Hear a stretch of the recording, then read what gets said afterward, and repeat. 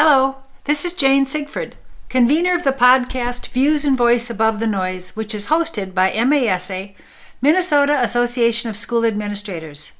The voice you will hear today, other than mine, of course, is that of Stephen Jones, Superintendent of Little Falls Community Schools. The school district serves about 2,800 school-age students in central Minnesota. The district is larger than about 75% of other Minnesota schools, which allows the district to provide a diverse array of offerings.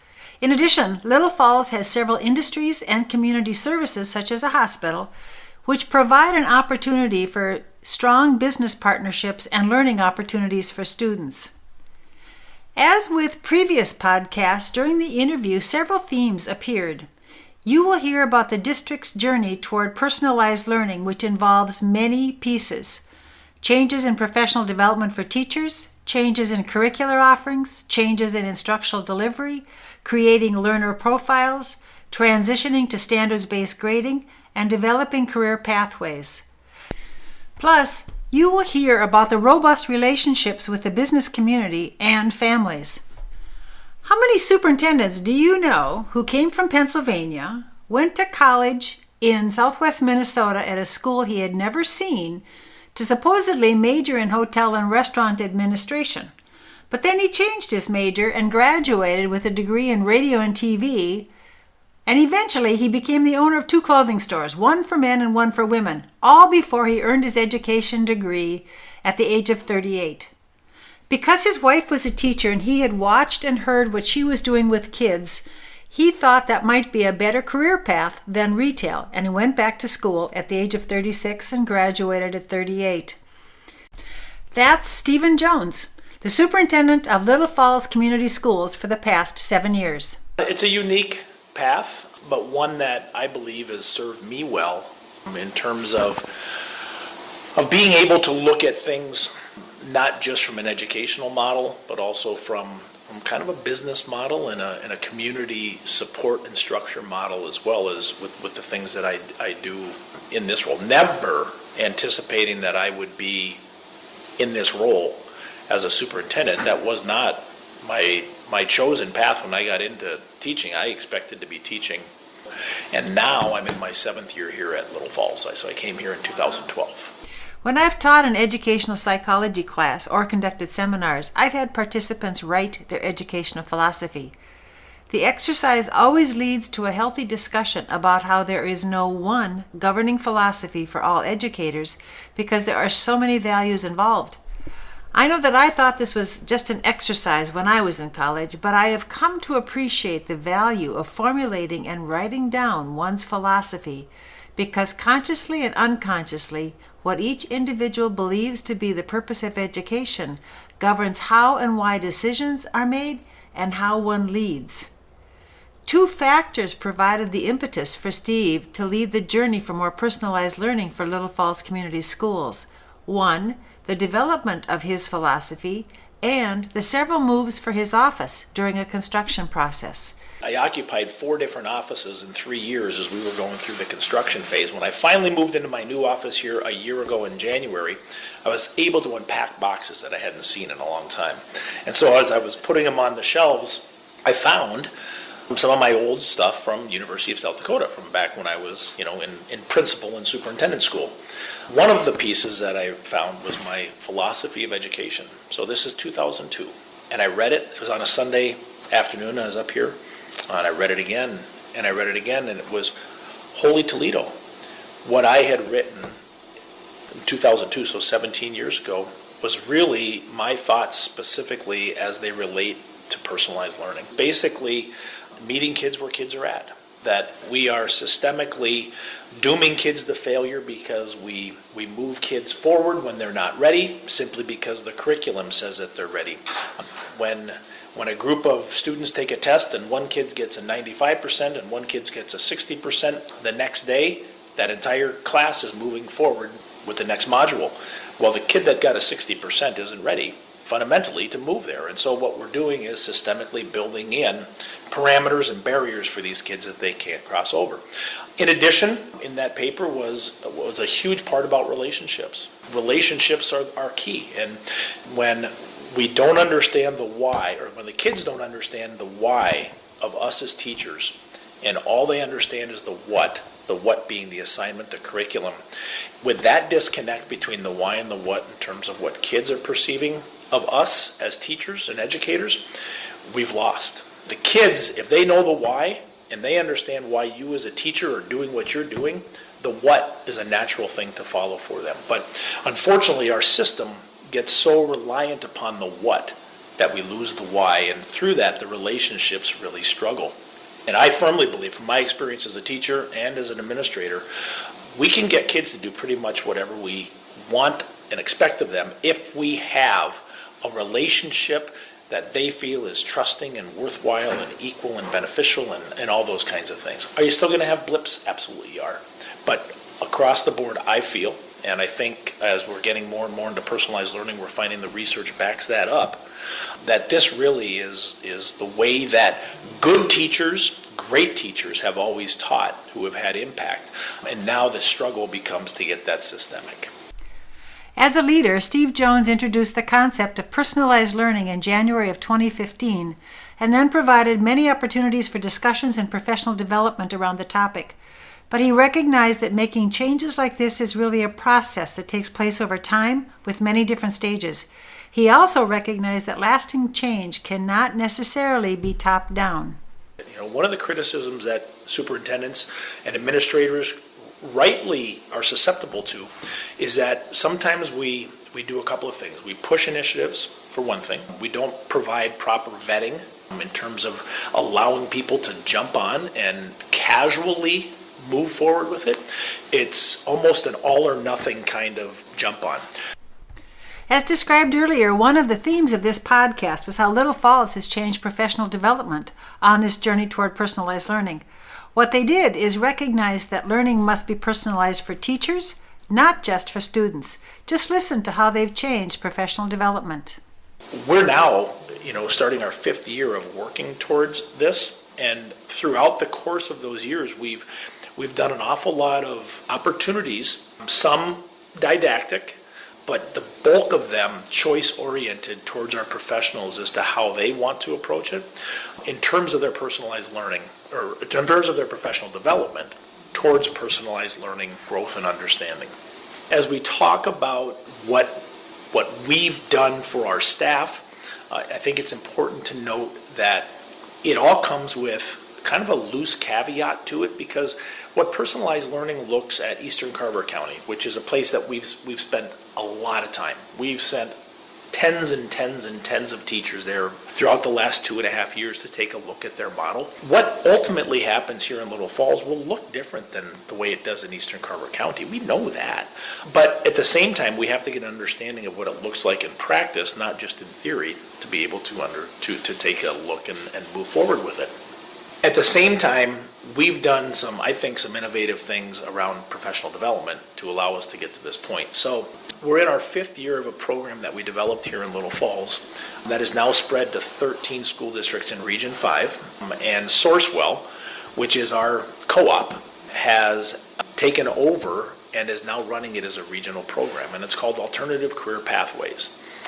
So what Alternative Career Pathways is at its very basic is providing staff a different means of moving across the pay scale instead of just traditional graduate level courses. So when we get into candid conversations with teachers about the rigor and the expectations of graduate level courses that they're taking through opportunities that are presented to them that are more focused perhaps on cost than they are on rigor and relevance, teachers candidly will say, we're just jumping through the hoops. We're jumping through the hoops that have been created. And again, I absolutely agree with that. Our contracts have allowed that. This isn't about not wanting to pay teachers. I want to pay teachers. I want them to earn that pay by improving upon their craft as well. And so what ACP, Alternative Career Pathways, does is it provides them the opportunity to do project-based professional development, earn credits, just like in a college graduate system, based off the amount of hours that the work for that project would encompass, and move across the pay scale. In addition, for those teachers that might not want to use them towards moving across the pay scale, or for the teachers that are already at the far right, our veteran teachers who are really they're really disincentivized to do any additional professional growth because they're already as far over as they can be. We've created a stipend process as well. So teachers, when they complete an alternative career pathways project, can either take the credits and move across the pay scale or take a cash payout for the work that they've done. So it initially started as an innovation funding program through Sourcewell. First year we had 5 schools, we went to 8 to 11, and now I think it's 13 schools in the region. That Sourcewell actually has 2 full-time employees now who run alternative career pathways programs in 13 districts. Here in Little Falls. Over the last 5 years, we've had 122, I think, is the latest count of completed projects for either 1, 2, or 3 credits, depending upon the impact or the amount of time that they need to do it, that have been implemented. And they range from certainly classroom projects, but they also range into community-driven projects as well. Again, anything that we can, that the person can prove is a professional development opportunity, right? To grow from that in terms of a professional way. The committee, which is made up all of teachers, administration doesn't have anything to do with it. It's teacher-driven, teacher-managed, teacher-created professional development. What's an example of some of those? Probably the easiest one to talk about is our Flyer Pride Weekend Food Backpack Program. 2 social workers and a kindergarten teacher started a weekend food backpack program.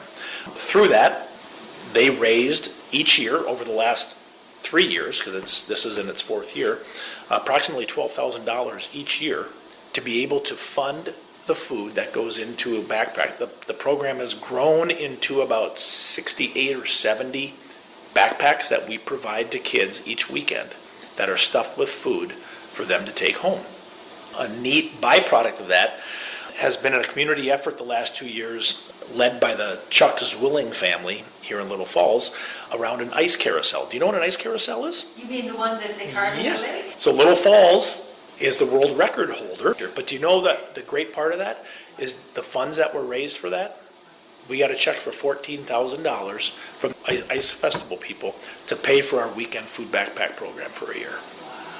Not only did it become a project that has worked here in our school, it became a community-focused project. And all because we offered alternative career pathways that our social workers and kindergarten teacher could determine what the problem was. We now had a means for them to get incentivized to put this together and then go forward and continue it. Now, for them, it was a 2-part project, but right now the project is up. The backpack program is running on its own. There's no more ACP stipends paid for that. It is now an embedded part of what we do here in Little Falls, all because of the work of some great teachers. Little Falls recognizes that learning may be designed for a specific individual, but also they know that some professional development must be grade level, or building level, or district-wide. Little Falls does that as well. Other ones would be like guided reading at our grade levels. K through 5 now, we are a completely guided reading school. Because, like any good initiative, there's meetings to attend, there's seminars to go when you're learning a new program like guided reading, but there's also the expectation of some work on your own to learn how to do that. And we had written kind of a district-wide ACP project for our elementary teachers that they would be embedding guided reading into their classrooms, but we would allow them to sign on to the ACP as a group project because we expected there to be work outside of school time and allowed them to get, in a sense, incentivized financially to be a part of our guided reading. We've done the same with personalized learning teams, where we now have personalized learning teams in our buildings that are helping to drive some of this. You can always ask people to be on a committee, but when there's an incentive to go along with it, suddenly the ask doesn't become very difficult and people are more willing to spend time outside of school. Another part of instituting personalized learning for the Little Falls School District is the development of learner profiles so that each teacher has access to information about each student in their class that will assist in designing specified programs for each student. The goal, hopefully, is that those learner profiles will follow the kids up and throughout. The fun part of this is we actually have a couple of students helping to develop the format of them. And we've actually even engaged a young student artist who is doing sketches for us to load into the learner profile to help the children identify themselves as that person or this person. And so it's really been neat to see our kids step forward and how it can best develop a learner profile that differs from a kindergartner to a ninth grader. But the key of it again is, can a teacher look and have a classroom of 25 and realize that 10 of them are visual learners, 8 of them are tactile learners, 7 of them are auditory learners, and they're all a part of it. And that doesn't mean that we excuse them from learning different ways, but at the same time, if indeed we're about developing our children in ways that are best for them, playing to their strengths seems to make a lot of sense to people that are in personalized learning environments. So as we laid out personalized learning plans district-wide, it was our expectation that at the end of next school year that all of our students would have learner profiles built for them. Another theme of the podcast and a logical outgrowth of personalized learning is the implementation of standards-based grading. This is a process which takes a lot of work, time, and education for staff, students, and parents alike. Steve talked about where they are in this journey. The goal with standards-based grading was that by the end of the 21 school year, that we would be standards-based grading across the district. Well, Monday night at our school board meeting, our elementary curriculum director, Chris Dobus, will be providing standards-based report card work. He, with the teachers, have been taking all of the standards and creating I can statements out of them. Generally, in each grade level and each subject matter, it'll be 12 to 14 I can statements that will appear on the report card. So the days of the A, B, C's, and D's will be gone, and we'll be into a world of, exceeds, meets, is that basic, not yet began. But it also will be not just one grade, it'll be 12 or 14 as we continue to go through. And we really feel that more accurately reflects the academic piece of it. Important to the process of standards-based grading is to have a discussion about the philosophy of grading. What does a grade mean? What should it mean? Is the grade reflective of learning? Should behavior affect the grade? Should completion of homework be part of a grade? What about extra credit? These are topics that Little Falls has discussed as they have come up with their standards-based report card. A big part of it for us too, in terms of our philosophy here in Little Falls, is that behavior is certainly a part of what we want kids to understand, but we struggle with the concept that behavior is tied directly to academics. We're all about, the development of soft skills, the development of character, all of those kinds of things.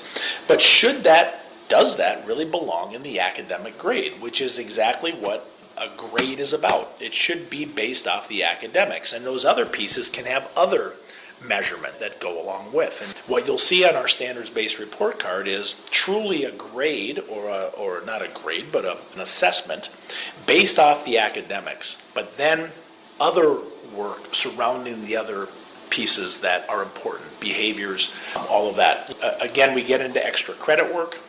Does extra credit work really belong in a base grade level?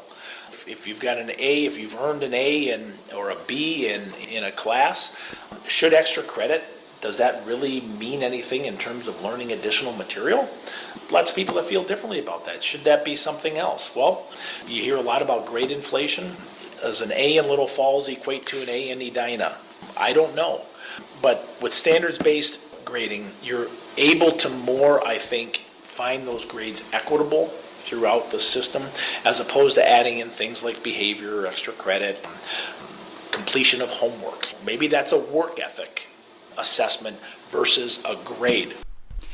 An age-old question arises for students like one that Steve mentioned, who had aced tests in his class but got a C- on a grade because he didn't do homework. The question then becomes, is a grade about learning or about compliance? If our system is built upon learning versus compliance, to that kid's mind, homework was just a compliance step. He didn't need it. He was acing the tests. He demonstrated learning. So why should he get a C- simply because he didn't do the homework?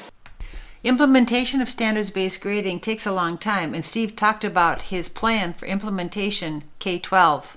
So the expectation will be next year at the elementary that we will be standards-based, K5. Right now we have 7 teachers at the middle school who are piloting standards-based there. They started it this year. They had their first parent-teacher conference in October, and they were scared to death. They came back afterwards. We talked with them, and the overriding comment from the teachers was, I can't believe it, because for the first time in my parent-teacher conference history, we talked about learning instead of grades. And it's like, there you go. That's what it's supposed to be about. It's supposed to be about the learning. Steve also recognizes that the issues at the high school are different, and the process might have to take some time. It'll be a much more difficult conversation. We understand that even though we've set out target dates at the high school, it might linger a little longer. Another theme of this podcast is about creating interactive business partnerships. Part of personalized learning is to change curriculum and recognize that the post-secondary life of many of our students does not include a 2 or 4-year college degree. It is sometimes difficult for schools to create meaningful experiences for students and for teachers to understand how to explore other options. One of the attributes of Little Falls as a city is the amount and type of industry that can be found there. 2 of the biggest reasons that's important as far as school is concerned is, 1, there is a great opportunity to create symbiotic relationships between business and school, and 2, there is an opportunity for career pathways for high school students to explore various careers and to participate in internships, some of which are paid. One of the first steps in establishing this healthy business-school relationship is for school staff to understand what the business and industry does and what they need from schools. Another piece that is really interesting for us, and we'll be doing it again in June, are to set up tours of our local businesses here by teachers. And we mainly do it with some manufacturing in our community. You know, there's still a mindset, and I don't think it's not a right or a wrong mindset, it's just the way it is, of what manufacturing looks like. Many of our staff have never been in these facilities, and in their mind, they're still perhaps thinking of manufacturing as the industrial model manufacturing. As the administrator, really working with creating business relationships here in Little Falls, I've been in these places, and they are anything but what I would have visioned as a manufacturing facility. They're incredibly technologically driven with robots, very finite, specific work that gets done. And so last year we did our first business tour as part of our flex days, which I can talk about too, is another opportunity for us to provide time for staff. But we did it as a flex day opportunity, and we had 30 teachers go. June 4th and 5th of this year, I've got another 65 teachers signed up. So we go to 4 different businesses in Little Falls. We go to Falls Plow, Little Falls Manufacturing, which is a plow maker. DJ Products, which makes robotic moving carts that will move, for example, 737s and rail cars that are all hydraulically driven. If you think of the shopping carts in Walmart, that machine that moves the shopping carts, that's what DJ Products makes. But not only do they do it for shopping carts, they do it for semi-trailers and planes and everything else. That's here in Little Falls. Wabash National is the leading American-made manufacturing of semi-trailers. They opened up a plant 2 years ago that is based on the development of refrigerator cars that use fiberglass, because the history of Little Falls is a boat making community with Larson Boats, and the Larson Boat Factory was sold to Wabash National, who came in a couple years ago, and now they're making fiberglass refrigerated trailers that are 25% more economical and 30% lighter, which lastly is Airborne, which is an electrical connector manufacturer. Employs about 150 people, with about 70% of their contracts are government-oriented contracts, but very technical work. The responses from our teaching staff, and again, our desire was to allow teachers to see the types of skills that are necessary in manufacturing for our kids who may not go to a 2 or 4 year school to learn the technical reading piece. So for our junior boys or senior boys that are graduating, is it more important for them to be able to understand technical reading or read Shakespeare? Our teachers are able to see that these aren't mindless tasks that we're asking. These kids need to come with skills. And granted, some of them are soft skills. Showing up on time. School, for some of those kids, has been a disincentive because there's minimal things here that excite them. And so we have to do a better job, I feel, of getting those kids to understand the relevance. In talking with kids that are in that vocational English class, all they want is to understand why English is important to them. Why do I have to do this? Well, you need to understand technical reading. Well, what do you mean, Mr. Jones? Well, for example, this. Oh yeah, that makes a lot of sense to me. That I'll do. But in their minds, English is grammar and Shakespeare.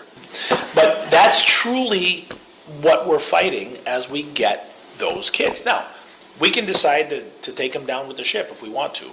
Or we can decide to really provide them the best opportunity, get them what we can get them, and move forward with them in a positive way. We have had success doing that. Another theme has been about other structural changes and format changes at the high school. We have some teachers that are doing some blended learning classes. We do have a number of classes that are 0-hour classes that don't meet every day. We had one astronomy class this year, which I thought was fantastic, because what they ended up doing was actually teaching a community education class for 10 nights. And so the kids were assigned parts of the lessons where they would teach the community the astronomy. And so, there's the old saying that if you want to learn it, you teach it.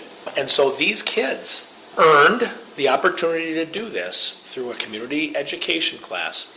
And so what we did for them, because we figured out how many hours that was, so they ended up not having to be in class every day once we got through the initial stages of that. So the kids could, in a sense, build their own schedule, but they showed up every night that they were supposed to teach, and that was what they did, and the response has been fantastic. Can it get better? Of course it can get better, but these are kids teaching adults. But what an invaluable experience for those kids. And there were 22 of them in the class.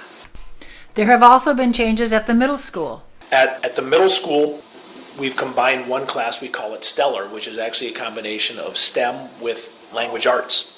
And we have a science teacher and a language arts teacher that are teaching this class of 60 kids. And so they split them up accordingly. They work on different things, but it's the combination of both together.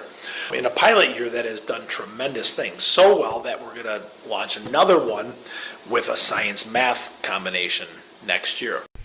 There are also differences at the elementary school. Lindbergh Elementary School, which is our largest elementary school, we departmentalized our 4th grade this year. So we had 5 sections of 4th grade there. Those teachers came in during the summertime and wanted to try this, and so we allowed them to do it. And their main goal was, we feel that it's in kids' best interest that they have 5 adults who know all of their names and everything about them. We have 115 kids in that grade level. They have 5 teachers who know about them, as opposed to a traditional elementary school with one class teaching basically everything. We have one of our teachers loves science. He's a science nut. He's teaching science all day. Guess what? He's teaching science at a level for those kids than they get anywhere else. We have a reading specialist. Guess what? Those kids are getting this reading specialist at the highest level all the time. Not saying that teachers don't work hard in all of those areas, but let's be realistic. If you had one area that's your passion to pursue as a teacher versus the other 4 or 5 areas, what are you going to do the best on? You're going to do the best on that. When you can devote all your time to a grade level, similar to a high school, what's going to happen? The other piece you can do with math, it allows us to double up on math. So we have a high-level math and we have a remedial math. Well, our high-level math has more kids in it than the remedial level math, which allows a teacher to a student ratio of about 1 to 9, 1 to 10 during those math sessions with the remedial kids. And it allows us to really get down and work on building skills where those kids that are at a higher level get enrichment. They get to move further and faster. Little Falls has recognized that professional development for staff and parents must also be personalized, taking people where they are and moving them forward. Sometimes information is delivered individually, and sometimes there is a self-discovery process. Also, they have designed sessions that are delivered to targeted groups with work time for them to look at issues and work toward addressing them. In addition, sometimes there is whole district information such as the work with Modern Teacher. Modern Teacher, according to their website, was founded to enable, as they say, quote, digital convergence to shift from a traditional classroom toward modern learning environments. They've developed a framework to support school district initiatives where individuals can assess where they are personally and examine where they need to go to move forward. There are 6 key drivers, as they call them: leadership, instructional models, modern curriculum, a digital ecosystem, professional learning, and community. Steve Jones has recognized that for some teachers, adopting a big picture vision and working toward that did not meet their learning style. They needed a framework, a more linear outline toward that goal. Modern Teacher provides that, which is what makes Steve excited about working with this organization. I am, and maybe you've noticed this through our conversation, Jane, I'm kind of a visionary kind of guy. I really like seeing the end product. Sometimes for me, it's just the way I'm built. The steps along the way are a bit nebulous on how we get there, and that's why I rely on other people to help me along that way. You know, we all have our strengths and weaknesses. And Modern Teacher came and met with me in November, and then I was just floored by it, and had them come. I think it was January 3rd. They met with my administrative team. They presented their framework, their drivers of modern teaching, what we would call personalized learning, or in their terminology, digital convergence, understanding that technology is a major driver as we go forward with education, love it or hate it. Technology is changing the way that we do education. And they met with my admin team, and it was phenomenal.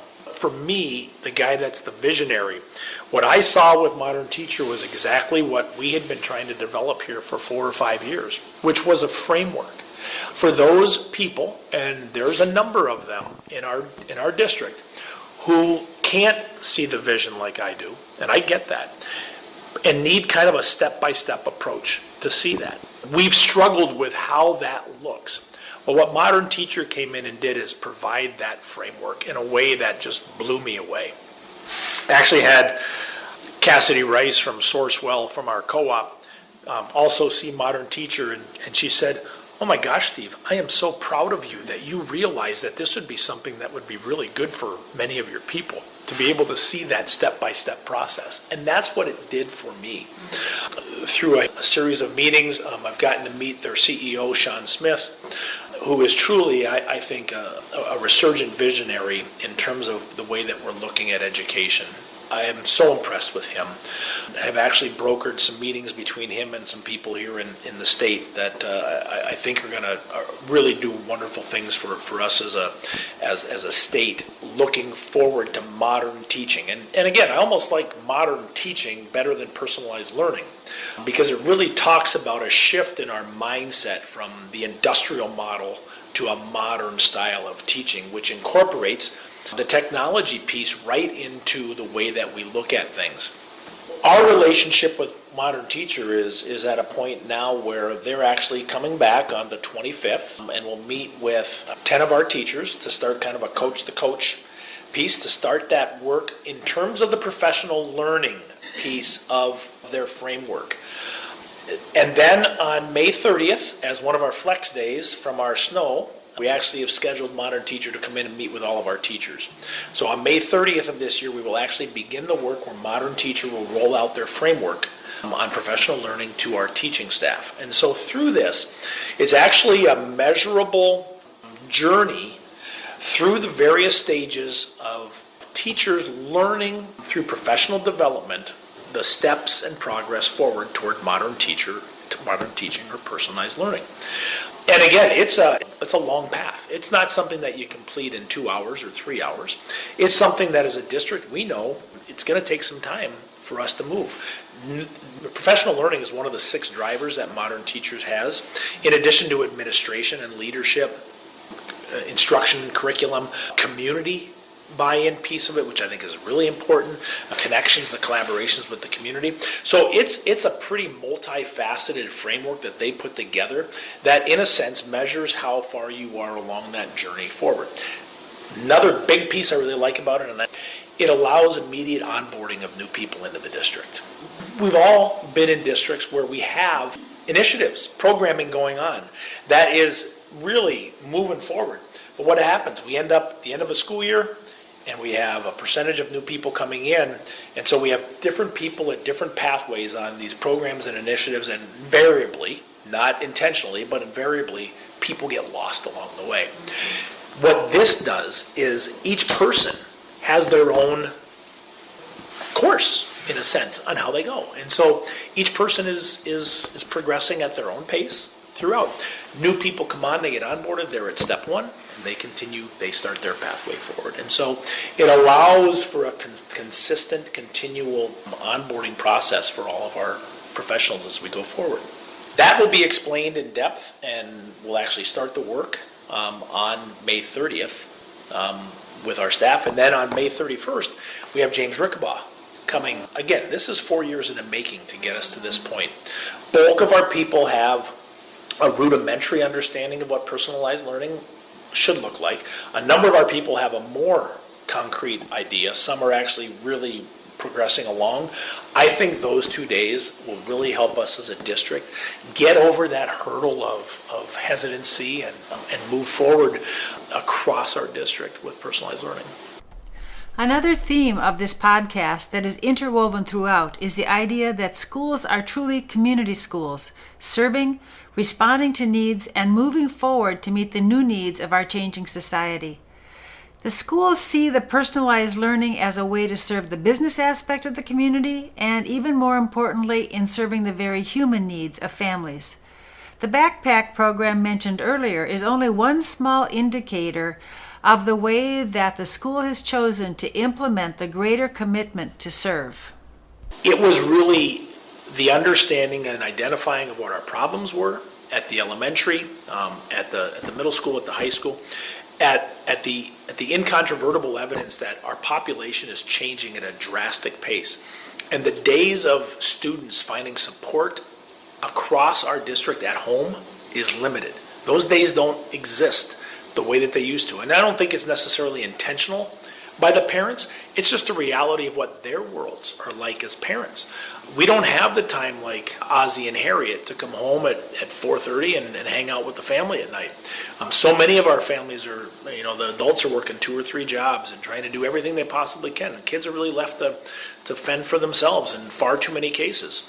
That's where we can really have an impact on our families by taking the kids' empowerment of their education to the forefront. And I really believe that. And so to hear our principals and our SPED director and our HR directors talk about these kinds of things, our curriculum directors talk about what the real needs are, we really felt throughout that this was a way that we needed to go forward. And over the last couple of years, we've really been able to develop our admin team.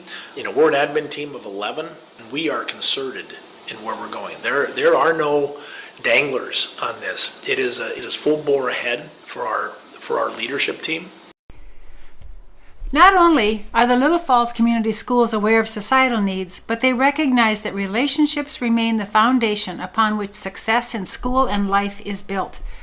We know that our children have more emotional needs than we've seen in the past, and Little Falls has become a trauma-informed school in order to deal with some of these issues. This is our 3rd year of being a trauma-informed school as well. Bring in the trauma-informed piece into behaviors. As you saw, 46.5% free and reduced. You can make some assumptions about some of the struggles that we face as a district with our kids. The trauma piece is a very real piece for us. And again, part of the trauma, dealing with it from kids, is very simply having a better relationship with the kids. So that trauma piece doesn't become a barrier, but becomes a connection piece between the adult and the student to be able to work what's best for the child. Throughout the podcast, we've heard about changes in curriculum and the importance of involvement in the community. We have heard how Steve Jones has fostered a climate where the community businesses are welcome in the school to work with students. The schools have also created a meaningful internship program for seniors to get out of the building to learn in depth about a career, because one of the goals of personalized learning is to help students learn and develop their own unique skills and interests. The internship program is a living example of that. So on any given year, we will have 25 to 30 seniors spend 3 hours a day for a whole semester in a job that they might see as something that they want to do with their lives. Whether it's from accounting to mortuary science to ag to veterinary sciences. We have a zoo in town where we always have kids working at the zoo, learning about zoology and veterinary piece. Teaching has been the number one thing. You think about this, schools should be a living laboratory for budding teachers. We started, like I said, 5 years ago with this internship program, which has spread to other schools now.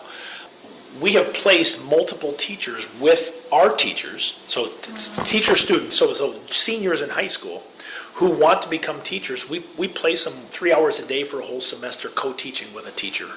It has been a truly remarkable experience, and so we've had this long enough now where our first ones are graduating this year to become teachers, and what we've got from comments from these kids when they go off to college, that first of all their freshman education classes are boring.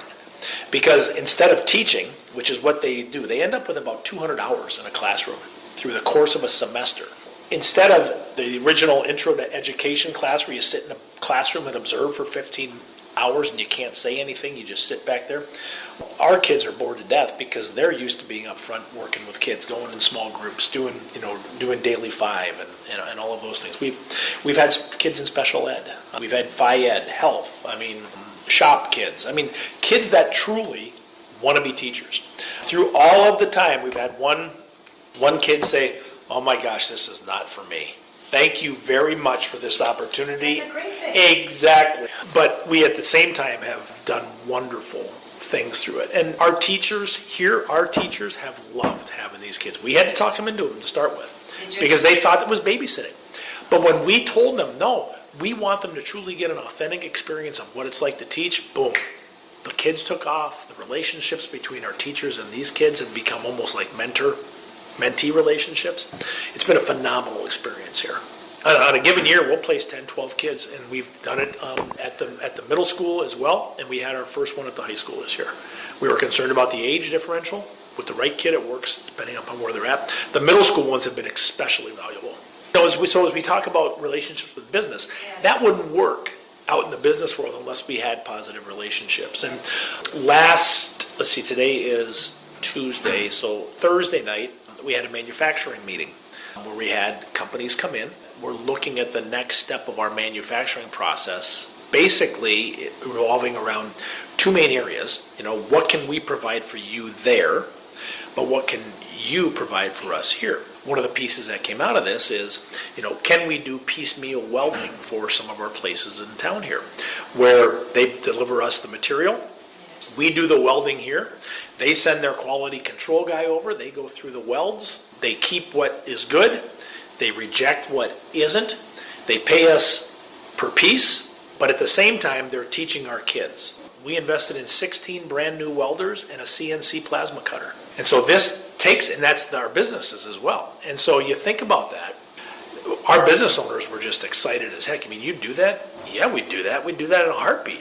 You provide the quality control? We'd love for that to happen. Well, geez, that would save us time, it'd save us energy, and we'd get a look at who might be a good welder for us to hire. So it's that kind of relationship that we have with I mentioned Wabash. Our hope is that we can create the same thing with fiberglass because of what they want to do. So what can we do to specify what we're doing here to help you in your business? DJ Products right now, we have 6 or 7 kids that leave this building about 11 o'clock and they go to work at DJ Products, building those power hydraulic pieces. They have their own station, they have their own work area. They get paid, but they also get high school credit as they're learning a trade. It's tied into our internship. It's tied into, loosely tied into the OJT piece, although this is really OJT on steroids. It's more of a pathways program. This is what these kids want to do. These aren't kids that are stocking shelves in a grocery store, right? These are kids that are truly interested in this kind of work, and it could develop into a career for them. If not, it's wonderful experience towards other types of careers. Because we know how many jobs they say we're going to have in our lifetime nowadays. Millennial kids, was it 13 or 14 different types of jobs? Yeah. So do you offer robotics too? We do. We started it 3 years ago with Robotics 1. We now offer Robotics 1, 2, 3, and 4. That's tag teamed between our science department and our industrial tech department. They work together. They build from the industrial tech way. We've got our technology pieces with the computer kids. Robotics has been a wonderful add for us. 3 years ago, we started health occupations. This last year, we had 28 kids earn their CNA through the course. Next year, we have 52 kids registered for health occupations. We have a hospital. We have 3 hospital beds. We do clinicals. We do everything. We work with medical facilities here. Because of HIPAA, we have a hard time getting us there, but they come here and work with us on this. And so our kids, if they want CNA jobs, they've got them in town because there's a lot of healthcare here. We're always looking for CNAs. Today, you have heard Steve Jones, Superintendent of Little Falls Community Schools, as he talked about the journey toward incorporating personalized learning. You have heard about the personalized professional development that has been afforded to teachers, the changes in mindset and curriculum with staff and parents, the work towards standards-based grading. In addition, you've heard how the name of Little Falls Community Schools is a part of the focus of the schools, that the school is an integral part to meet community needs and for the community to support the school. Importantly, you have heard how Steve and his team recognize that this is a process that takes time, support, and learning. This is Jane Sigford signing off. I hope you've enjoyed today's podcast. My email is jlsigford@comcast.net if you have comments for me. I'd like to close with some words of wisdom from Steve Jones. Don't apologize for being a leader. Don't apologize for having a vision that others might not share right away. But through that non-apology, understand that that comes with a hellacious amount of work that has to go forward, and it's not easy work. It's not work that is going to be embraced by everyone. Leadership now is all of those things I've talked about: the collaboration, the embracing, the bringing people together, providing certainly resources and support for them, but at the same time, not apologizing for wanting something that others can't see initially. That's been a good lesson for me as I've gone through this, and I would have never said that years ago.